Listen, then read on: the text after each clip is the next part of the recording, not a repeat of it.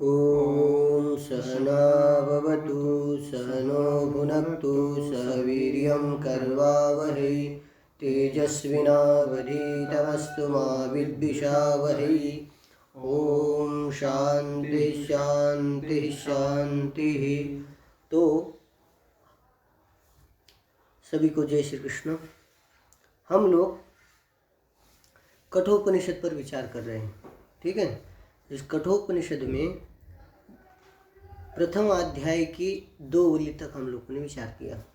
अब हम लोग तृतीय वल्ली पर विचार करने जा रहे हैं, ठीक है ना जी।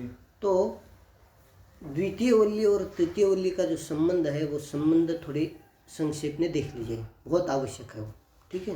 संबंध क्या संबंध है? तो उत्थाप्य उत्थापक भाव संबंध है। पूर्व द्वितीय वल्ली और तृतीय वल्ली में कौन सा संबंध है? उत्थाप्य उत्थापक भाव संबंध, ठीक है।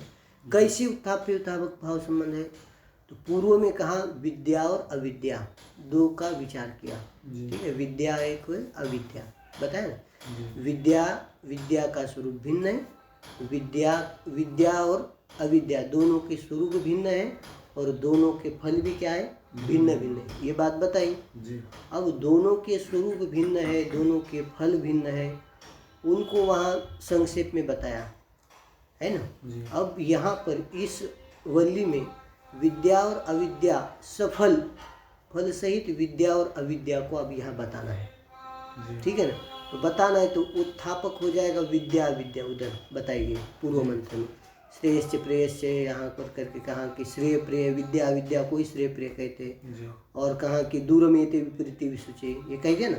तो अत्यंत विरुद्ध स्वरूप वाले और अत्यंत विरुद्ध फल वाले तो उत्थापक हो जाएंगे। और ये वल्ली क्या, पूर्व वल्ली क्या हो जाएगी उसकी? उत्थापक। ये वल्ली क्या हो जाएगी? उत्थाप्य, ठीक है, उत्थाप्य हो जाएगी। बात समझे?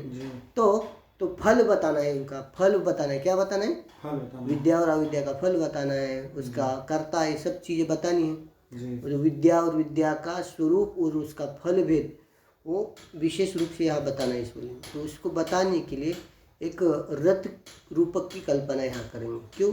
तो सबको समझ में आए विद्या का फल ये, अविद्या का फल ये है, उसका ये विद्या का फल इसको प्राप्त होता है, अविद्या का फल इसको, ये चीज़ बतानी, इसके लिए एक रूपक करेंगे रथ का, ठीक है। रथ का रूपक। तो प्रथमतः अब वो जो प्राप्त है, मतलब प्रापक और प्राप्तव्य, ठीक है ना। विद्या के फल को प्राप्त करने वाला और अविद्या के फल को प्राप्त करने वाला, ठीक है ना, व्यक्ति, और उनके जो फल है, गंतव्य है, प्राप्तव्य है, उनको विशेष रूप से बताने के लिए इस मंत्र में आत्मा का द्विविध्य बता रहे, ठीक है। 2 प्रकार की आत्मा की इस मंत्र में चर्चा कर रहे हैं, ठीक है। आगे, ठीक। तो प्रथम मंत्र है उसका, तो उच्चारण करते ऋतम पिबंतो सुकृतस्य लोके गुहां प्रविष्टो परम छाया तपो ब्रह्मविदो वदन्ति पंचाग्नयो त्रिनाचिकेताः, ठीक। तो देखिए इसका अन्वय कीजिए।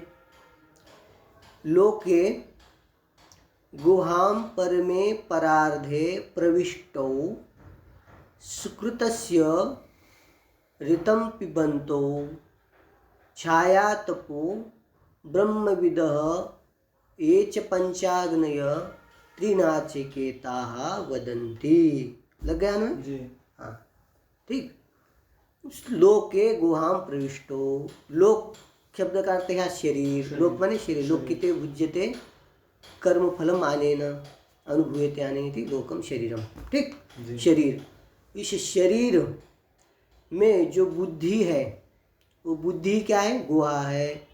उस शरीर में जो बुद्धि है उस बुद्धि रूपी गुहा में, गुहायाम ये कर देना, ठीक है ना, विभक्ति का विपरिणाम करना, गुहा में तो गुहायाम करना। लोके माने शरीर में जो बुद्धि रूपी गुहा है उस गुहा में, ठीक। गुफा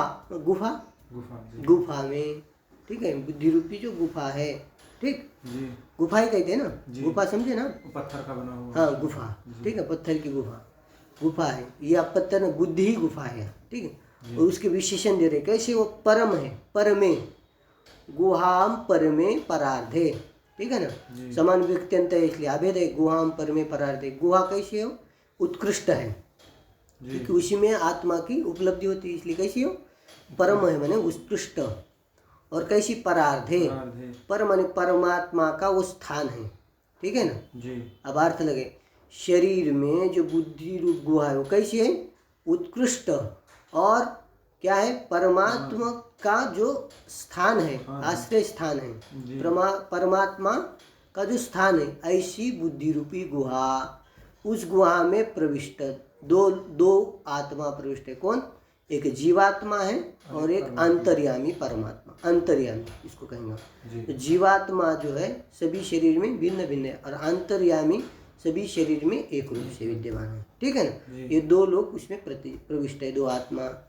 और क्या करते हो? सुकृतस्य ऋतम पिबंतो। सुकृतस्य माने स्वकृतस्य, स्वयं के द्वारा किए हुए जो कर्म है सुकृत, उसका ऋतम। ऋतम माने ऋता का अर्थ होता है सत्य, परंतु यहाँ ऋत का अर्थ करना सत्य, फल करना, ठीक है ना।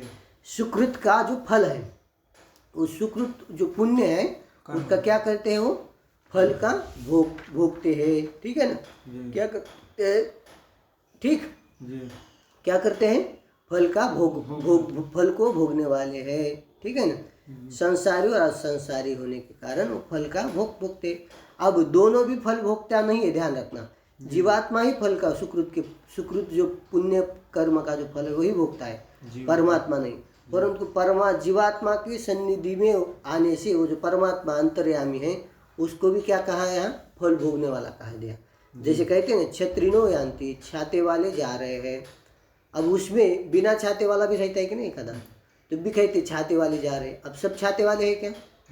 परंतु छाते वाले की संगत में बिना छाते वाला भी छाते वाला, उसको भी छाता वाला कहते हैं ना। उसी प्रकार वो भोगने वाला नहीं है, पर भोगने वाले की संगति में है ये अंतर्यामी, इसलिए वो भी क्या है?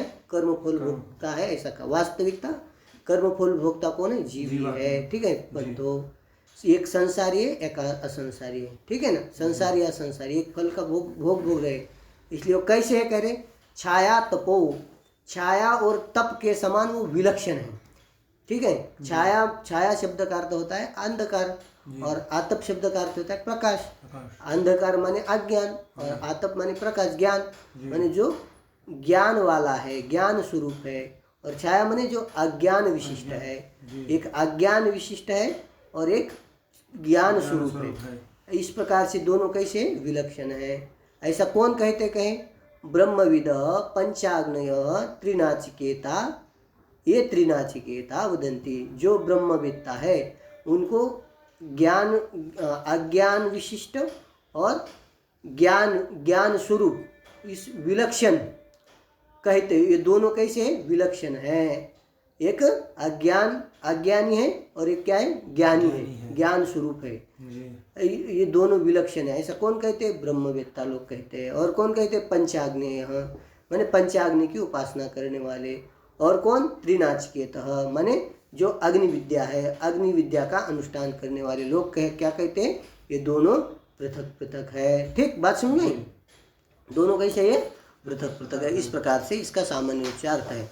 अब अगले मंत्र के द्वारा अब कोई शंका करेगा कि भैया अभी तो न तो पंचाग्नि की उपासना करने वाला दिखता है, न तो कोई अग्नि का अनुष्ठान कर त्रिनाचिकेत अग्नि का अनुष्ठान करने वाला दिखता है, न तो कोई ब्रह्मविद देखता है जी। तो ब्रह्मवेद कहते हैं, आप कैसे कह रहे हैं? तो कहे नहीं, ऐसा नहीं है। ब्रह्मवेत्ता का अनुभव है, वो ऐसा अनुभव है, उनका अनुभव बता रहे। ब्रह्मवेत्ता जानते हैं उनको, ठीक है ना, है उनका अनुभव है ऐसा, ठीक है ना।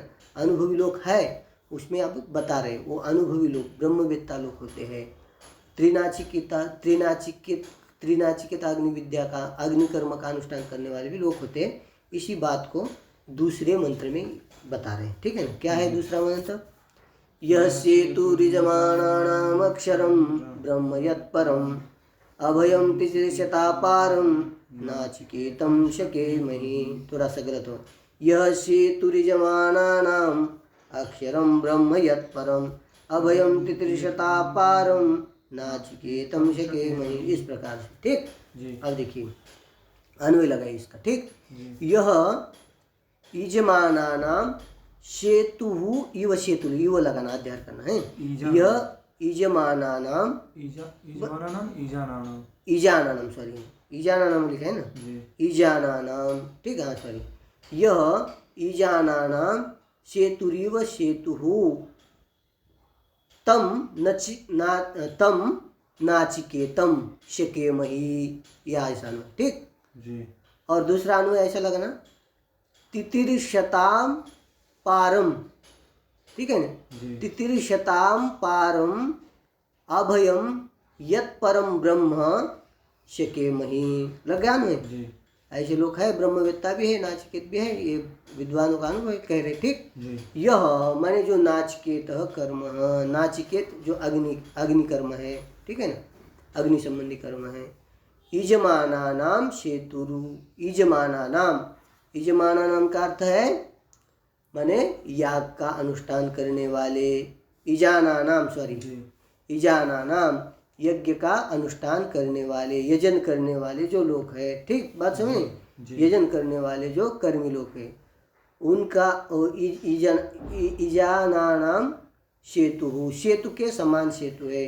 दुख संतरणार्थत्वात्, दुख का संतरण करने के लिए, दुख के पार होने के लिए, जैसे सेतु नदी के पार होने के लिए सेतु रहता है, ठीक है ना, उसी प्रकार दुख रूप ये जो संसार, उससे पार होने के लिए, दुख से दुख नष्ट करने के लिए सेतु के समान सेतु है। ये कौन? नाचिकेत। यह सेतु, यह यजमाना, यह माने नाचिकेत कर्म, यजमानानाम सेतु नाचिकेत, तो क्या है, यजानानाम सेतु, याग का अनुष्ठान करने वाले के प्रति सेतु के समान सेतु है, ठीक है ना। तम नचिकेत, नाचिकेतम, उस नाचिकेत अग्नि को, अग्नि कर्म को, शकेमहि माने उसको जानने के लिए हम समर्थ हो जाए, अथवा उसका अनुष्ठान करने के लिए हम समर्थ हो जाए, ठीक है ना, समझे। अब दूसरा है तितिर्शताम पारम, संसार से पार होने की इच्छा करने वाले, तितिर्शताम पारम, ठीक है।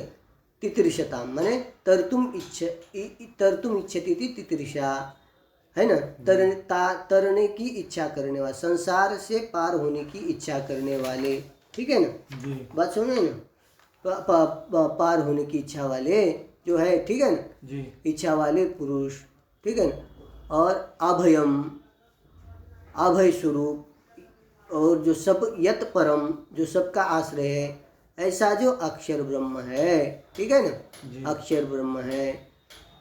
तम अक्षर ब्रह्म, उस अक्षर ब्रह्म को प्राप्त, अक्षर ब्रह्म का ज्ञान होने के लिए, प्रज्ञान प्राप्ति के लिए हम शकेमहि माने समर्थ हो जाए, ठीक है ना, इस प्रकार से बता दिया, ठीक है ना, समझ में बात है ना। संसार को पार करने की इच्छा वालों का परम आश्रय हो, कैसा है, उसको हम प्राप्त करने में समर्थ हो जाए। इस प्रकार से ब्रह्मविद्ता भी होते हैं और नाचिकेत कर्म करने वाले भी लोग होते हैं, इस बात को यहाँ पर बताया। इसके बाद आगे अब क्या कर रहे हैं, ठीक है ना, अगले वाले मंत्र में जो अब ये जो संसारी जीव बताया, ठीक है ना, संसारी जीव जो विद्या और अविद्या का अनुष्ठान करने वाला, दोनों भी लेना जीव, जो जीव है उसको फल के प्राप्ति के लिए, कर्म का अनुष्ठान करने के लिए जो संसार की गति है, संसार गति है, और विद्या का, ज्ञान का अनुष्ठान करने वालों के लिए मुक्ति मार्ग है, मोक्ष है, उन दोनों का साधनभूत जो शरीर है, शरीर रूपी जो रथ है, उस रथ की कल्पना यहाँ पर कर रहे हैं, ठीक है ना, ठीक है ना। उनके दोनों के प्राप्ति के प्रति, दोनों फलों के प्राप्ति के प्रति जो साधन रूप जो रथ है, ठीक है ना, क्या है, साधन स्वरूप जो रथ है, उस रथ की यहाँ पर कल्पना की जा रही है। साधन रूप जो रथ है उसकी कल्पना इस मंत्र के तीसरे और चौथे मंत्र के द्वारा की जा रही है, ठीक है। तो देखिए तीसरे मंत्र का उच्चारण करते, आत्मानं रथिनं विद्धि शरीरं रथमेव तो बुद्धिं तु सारथिं विद्धिं मनः प्रग्रहमेव च। जैसे आपको एक सामान्य रथ होता है, देखा होगा आपने रथ, ठीक है, रथ होता है, उसमें क्या होता है, उसका कोई ना कोई एक मालिक होता है, वो रथ होता है तो उसका मालिक होता है, उसका एक सारथी भी होता है, उसके लगाम होते हैं, उसमें घोड़े होते हैं, उसमें और घोड़े के चलने के लिए मार्ग भी होते हैं। है ना, उसी प्रकार यहाँ पर एक रथ की कल्पना कर रहा है, ठीक है ना। आत्मानम रथिदम विद्धि शरीरम रथमेव, तो आत्मानम रथिनम विद्धि, रथिनम आत्मानम विद्धि, जो ये जो रथ है, शरीर रूप रथ है, उसका रथी माने स्वामी कौन है? आत्मा ही है, माने जीवात्मा ही उसका क्या है? स्वामी है, मालिक है। कौन है शरीर का मालिक? कौन है? स्वामी कौन है? आत्मा ही है, जीवात्मा है। और शरीरम रथमेव, रथ कौन है? शरीरमेव, शरीर ही क्या है? रथ है। रथ कौन है? शरीर, और उसका स्वामी कौन है? आत्मा है। रथ क्यों है? जैसे घोड़े रथ को खींच के ले जाते हैं ना, जैसे उसी प्रकार इस शरीर को भी इंद्रिया खींच के ले जाते हैं ना, इसलिए शरीर क्या है? रथ है, ठीक है। अब उसका सारथी भी होता है। सारथी कौन है? सारथी जो होता है प्रधान होता है, और शरीर में प्रधान कौन है? तो बुद्धि, बुद्धिम तो सारथिम, बुद्धि जो है सारथी है, ऐसा जानो नचिकेता पहले, ठीक है ना। बुद्धिम तो सारथिम विद्धि। अब उसका लगाम, घोड़े रथ में लगाम होता है, रथ घोड़े को बांध लगाम होता है ना, तो लगाम कौन है? तो लगाम होता है। तो वैसे यहाँ पर शरीर रूप रथ है ना, और इंद्रिय उसकी घोड़े, घोड़े का लगाम कौन है? तो मन प्रग्रह में वच, मन ही क्या है? प्रग्रह है, मन ही प्रग्रह माने लगाम है, ठीक है ना, बात सुने। क्योंकि मन के द्वारा ही क्या करते हैं हम? इस इंद्रियों को क्या करते हैं? खींच लेते हैं, रोक लेते हैं, और मन को ढीला छोड़ देते, तो इंद्रिया का विषय की ओर चली जाती है, और उसको कंट्रोल कर देता है। कौन करता है? मन ही करता है, लगाम, लगाम का काम। तो मन ही क्या है आपका? लगाम है, ठीक है ना। मन ही क्या है? लगाम है, बात समझ गए ना। अब इसके बाद तो कहा, तो घोड़े कौन है? तो घोड़े के बाद कर रहे हैं चौथे मंत्र में, उसका उच्चारण करते हैं हम लोग, ठीक। क्या है? हाँ, एक मिनट।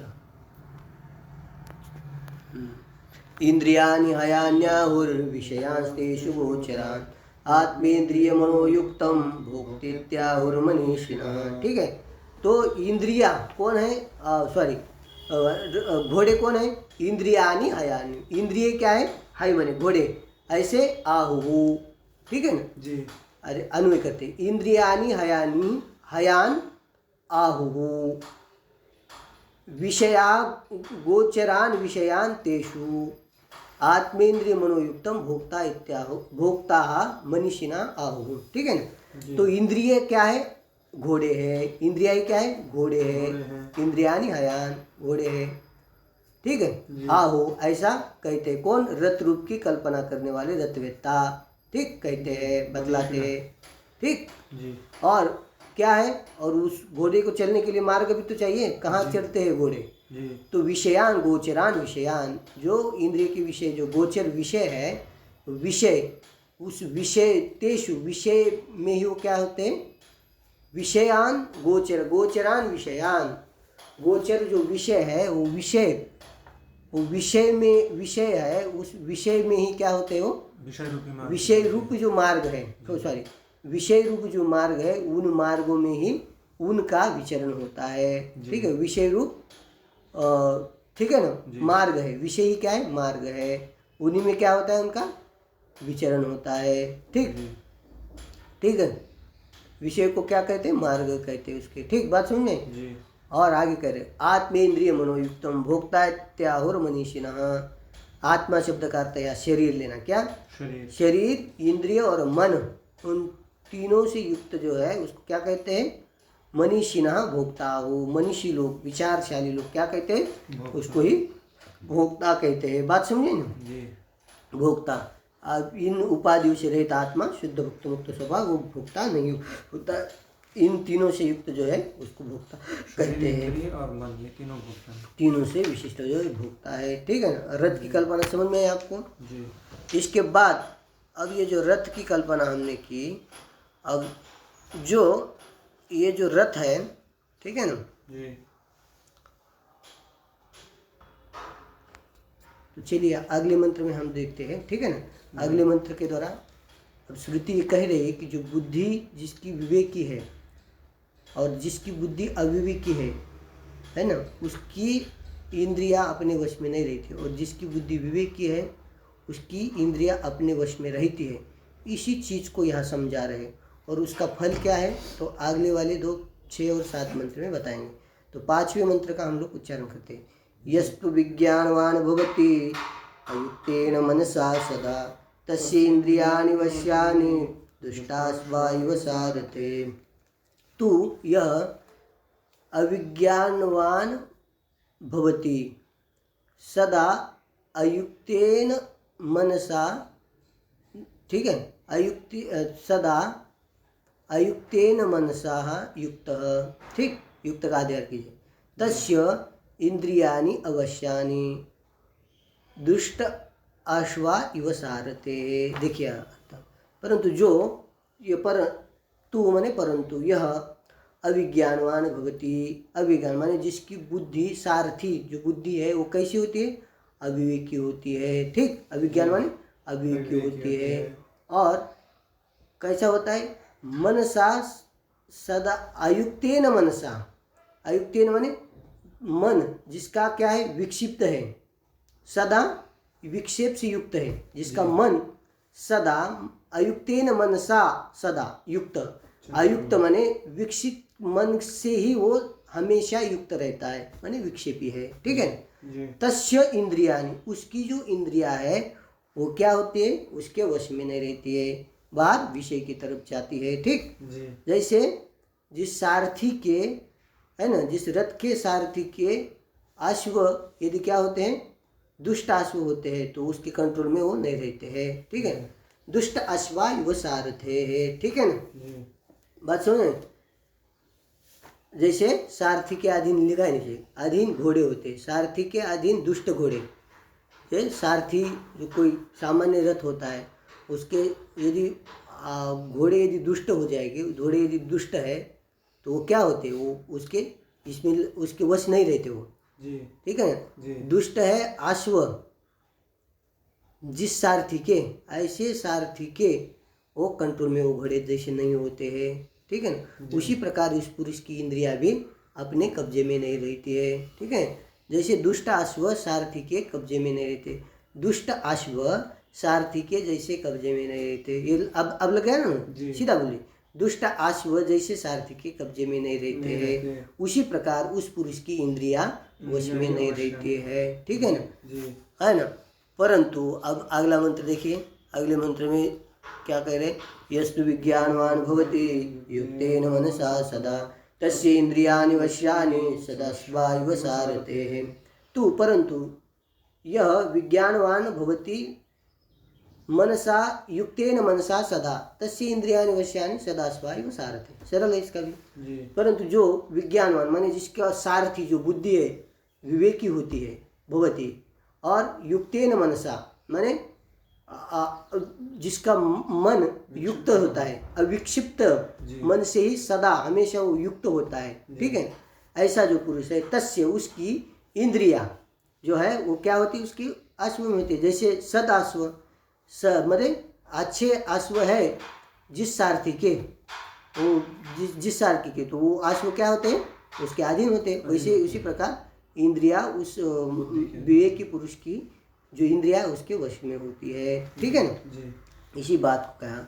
अब कह रहे कि जिसकी इंद्रिया वश में नहीं होती है, ठीक है ना, उस पुरुष को क्या कौन सा फल प्राप्त होता है और कौन सा नहीं होता है, और जिसकी इंद्रिया वश में होती है उसको कौन सा फल प्राप्त होता है, ठीक है ना। इस चीज को अगले 7वें और 8वें मंत्र में सीधा सीधा बता रहे, ठीक है ना।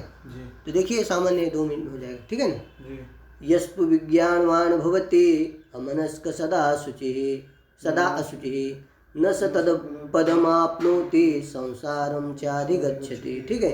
यस्तु यह विज्ञानवान भवति अमनस्क सदा शुचिः स तत्पदम स न तत्पदम आपनोति संसारम चाधिगच्छति। सीधा जो अविज्ञानवान माने जिस पुरुष का सारथी जो बुद्धि है वो विवेकी नहीं होती है, और कैसा होता है वो, अमनस्क सदा अशुचि ही, अमनस्क होता है वो, माने विक्षिप्त मन वाला होता है, इसलिए अशुचि सदा, अशुचि से युक्त ही होता है। जिसका मन विक्षिप्त है वो शुद्ध कैसे होगा, अशुचि होता है, ठीक है ना। स तत्पदम न आपनोति, वह उस पद को, परम तत्व को प्राप्त नहीं होता है। तो कहाँ प्राप्त होता है, संसारम चाधिगच्छति, संसार को ही वो प्राप्त होता है। बात समझे ना। अब आगे देखिए, पर अगले वाले मंत्र में अगला मंत्र देखिए, यस्तु विज्ञानवान भवति स मनस्क सदा शुचिः स तु तत्पदमाप्नोति यस्माद् भूयो न जायते। यस्तु तू यह विज्ञानवान, परंतु जो विज्ञानवान माने सत्सद विवेकी होता है, समनस्क माने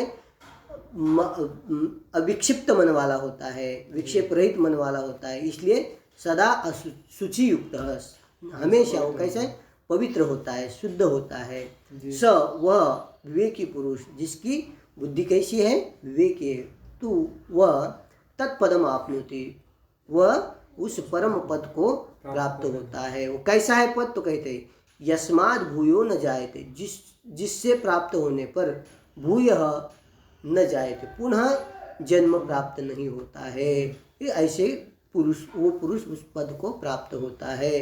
तो कह दिया ना, ठीक है ना जी। तो विद्या का फल बताया, विद्या का फल क्या है, विद्या का फल क्या है, जो विवेकी होता है, ज्ञानवान होता है, तो उसको क्या फल होता है, तो आत्म प्राप्ति। तो आत्म प्राप्ति का अधिकारी कौन है, तो बताया, गंता कौन है, तो बताया प्राप्ति का अधिकारी जो विवेकी पुरुष है वही अधिकारी, ये बता दिया ना। अब जो विद्या का अधिक, जो अशुचि है, ठीक है ना, जो अविज्ञानवान है, वो मोक्ष का अधिकारी नहीं है, वो किसका, संसार ही, हिरण्यगर्भ तक लोक की प्राप्ति उसको होती है। तो इस चीज को बताया कि नहीं। तो अधिकारी दो पृथक, मतलब अब विद्या और अविद्या दोनों के अधिकारी बताए दोनों। अब उसका और विद्या का फल भी बताया, ठीक है ना। अभी इसी को बता रहे, विद्या का फल क्या है, तत्पद की प्राप्ति, और उनका फल दोनों का, अविद्या का फल भी बताया, संसार की प्राप्ति, संसार को प्राप्त होता है, ये बताया, ठीक है ना। अब इसके बाद वाले मंत्र में देखिए, 90वें मंत्र में जो किम तत्पदम, अब यहाँ देखिए, अब जो 9वां मंत्र है उसमें ये बता रहे हैं कि वो जो पद है, तत्पदम आपनोति कहा, वो पद क्या है, उस पद को 9वें मंत्र के द्वारा बता रहे हैं। क्या है, चलिए देखते हैं। 9वां मंत्र, विज्ञान सार्थिर्यस्तु मन प्रगवान नरः सोध्वनः पारमाप्नोति तद्विष्णु परमं पदम। ठीक है, बात समझ में आई ना। देखिए, यस्तु यह विज्ञान सारथी यस्तु मनः यह नरः विज्ञान सारथी मन प्रग्रहवान, ठीक, सह अद्वनः पारम आपनोति तत् विष्णु परमं पदम। ठीक, देखिए, विज्ञान सारथी यस्तु, जिसका सारथी कौन है, विवेकी बुद्धि, ये क्या है, सारथी है। और मन प्रग्रहवान, जिसका मन प्रग्रहवान माने मन ही क्या है, शुद्ध जो मन है वो क्या है, लगाम है। ऐसा जो नर है, नरः, ठीक जी, विज्ञान सारथी यस्तु, जिसकी बुद्धि ही क्या है, विवेकी बुद्धि ही सारथी है, और जो शुद्ध मन है, ठीक है ना, पवित्र मन है, अविक्षिप्त मन है, वही क्या है, लगाम है। ऐसा जो नर है माने मनुष्य है, ठीक जी। सह अध्वनः माने संसार मार्ग जो है, अध्वन माने संसार का मार्ग से, संसार मार्ग से पार को प्राप्त होता है। संसार मार्ग से पार होकर ऐसा कर रहे, पार होता है, और पार होता है। संसार मार्ग से वो क्या होता है, पार होता है। तद विष्णु हो परमं पदम, वही परम पद है। कौन, विष्णु ही, वो विष्णु ही क्या है, परम पद है। ठीक है, विष्णु ही क्या है, पद प्राप्त करते हैं, कहा था ना। तो क्या है वो विष्णु, विष्णु माने व्यापक परमात्मा। विष्णु शब्द का क्या अर्थ है यहाँ, व्यापक परमात्मा अर्थ करना है। ठीक है, विष्णु माने चतुर्भुज विष्णु नहीं ले रहा है, ठीक है ना। वो व्यापक जो परमात्मा है, परम तत्व आत्मा है, उसको विष्णु जी को भी ले सकते हैं, उनको गुस्सा आएगा। ठीक है, चलिए डंडा मार देंगे। चलिए, ठीक, बात समझ में ना जी। तो वही परम पद है, ठीक है, वही प्राप्तव्य है। अब यहाँ प्राप्तव्य बताए कि नहीं जी, यहाँ पर प्राप्तव्य बताए। जो गंतव्य क्या है, तो साध्य या साध्य बता रहे आप, ठीक है ना जी। मतलब ज्ञान का जो फल है, विद्या का जो फल है, ये विद्या का फल परम पद विष्णु ही है वो, ठीक है ना। उसको बताया। अविद्या का फल क्या है, तो द्वितीय वल्ली में आएगा संसार आदि। तो यहाँ पर हम लोग अभी रुकते हैं, यहाँ से अन्य चर्चा शुरू हो रही है, ठीक है ना। इसलिए यहीं पर रुकते हैं। सबको जय श्री कृष्ण।